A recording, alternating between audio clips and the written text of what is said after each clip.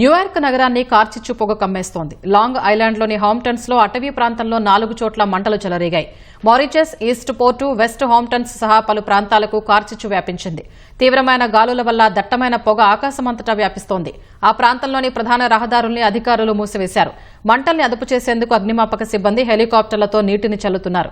3 చోట్ల మంటలు అదుపులోకి రాగా హామ్టన్స్లో 50% అగ్నికీలల్ని ఆర్పేశారు. ఈ కార్చిచ్చు కారణంగా 2 వాణిజ్య భవనాలు కాలిపోయాయని అధికారులు వెల్లడించారు. స్థానికంగా ఉన్న ఇళ్లకు మాత్రం ఎలాంటి ప్రమాదం జరగలేదని పేర్కొన్నారు. పొగ కారణంగా గాలి నాణ్యత క్షీణిస్తోందని వివరించారు. లాంగ్ ఐలాండ్లో అత్యవసర స్థితిని న్యూయార్క్ గవర్నర్ హోచిల్ ప్రకటించారు. అత్యవసరమైతే తప్ప ప్రజలెవరూ బయటకు వెళ్లవద్దని సూచించారు.